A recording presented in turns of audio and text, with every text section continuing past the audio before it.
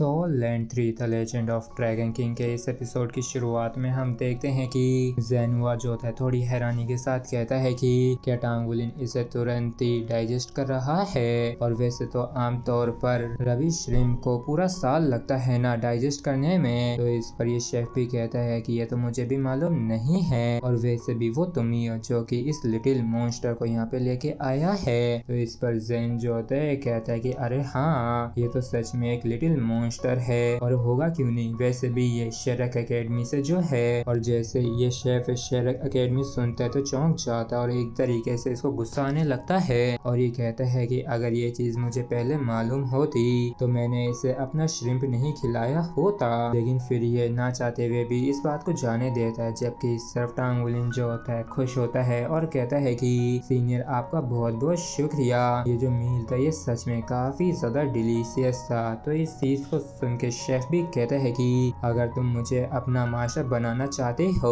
और अगर बनाते हो तो तुम इस तरीके के खाने को हर रोज खा सकते हो, लेकिन इसके लिए तुम्हें शेरक एकेडमी को छोड़ना होगा। और इस चीज को सुन के टांगुलिन जो होता है चौंक जाता है और सोचता है कि क्या अगर मैं इतनी अच्छी क्वालिटी के खाने को हर रोज खा सका तो फिर मेरी जो कल्टीवेशन होगी वो कई गुना बढ़ जाएगी। लेकिन शेरक एकेडमी को छोड़ना ये काफी ज्यादा बड़ी बात है जो कि अनरियलिस्टिक है। और फिर तुरंत ही माफी मांगते हुए कहता है कि सीनियर आपके इस ऑफर के लिए बहुत बहुत शुक्रिया, लेकिन मैं शेरक एकेडमी का एक स्टूडेंट हूँ तो मैं उसे बस ऐसे ही छोड़ नहीं सकता हूँ। लेकिन अगर आप मुझे ग्रेजुएट होने के बाद एक्सेप्ट करने के लिए तैयार हैं तो फिर जब वो समय आएगा। लेकिन तभी शेफ भी कहता है कि जैसा कि एक्सपेक्ट किया ही था और इतना कह के ये यहाँ से चला जाता है। और इसको जाता देख के टांगुलिन जो होता है चौंकते हुए कहता है कि अंकल मास्टर, क्या शेफ अंकल गुस्सा हो गए हैं। तो इस पर ज़ेनुआ जो होता है कहता है कि शेफ वो गुस्सा नहीं हुआ है क्योंकि उसे मालूम चल गया है कि उसके पास कोई भी उम्मीद नहीं है, क्योंकि शेरक के जो लोग हैं वो कोई बेवकूफ तो नहीं है जो वो तुम जैसे इतने बढ़िया टैलेंट को आउटर कोर्ट से ही ग्रेजुएट करने देंगे। और ये तो निश्चित रूप से तय है कि तुम हर हाल में इनर कोर्ट में जाके ही रहोगे।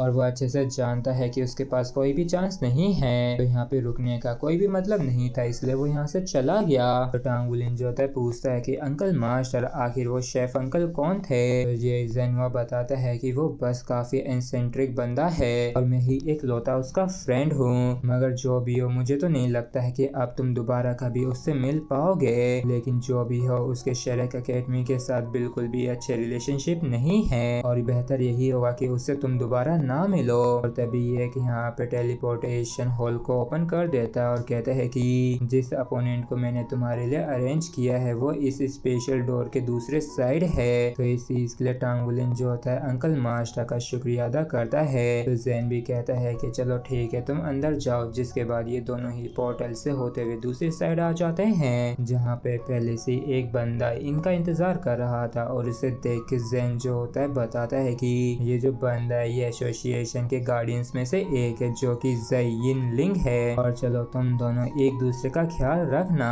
जबकि इस तरफ टांगुलिन जो होता है ये कहता है कि हेलो सर, मेरा नाम टांगुलिन है, प्लीज आप मुझे एडवाइस देना। और फिर हमें कुछ पलों बाद का सीन दिखाया जाता है जहाँ पे ये जिन के होश उड़े हुए होते हैं और ये भी परेशान होते हुए सोचता है कि भैंस की टांग आखिर अचानक से क्या हुआ, क्योंकि हम देखते हैं कि टांगुलिन ने इसे हरा दिया था और अपनी ब्लू सिल्वर ग्रास में इसको लपेट दिया होता है। और ये सोचता है कि क्या मैं हार गया, लेकिन आखिर में कब हारा और मुझे तो इसकी मार्शल सोल को देखने का भी मौका नहीं मिला। और इसी के साथ फ्रेंड्स हमारा एपिसोड जो है यहीं पे खत्म होता है। अगर आप लोगों को वीडियो अच्छा लगा हो तो प्लीज चैनल को सब्सक्राइब और वीडियो को लाइक करना बिल्कुल भी ना भूलें। Thank you.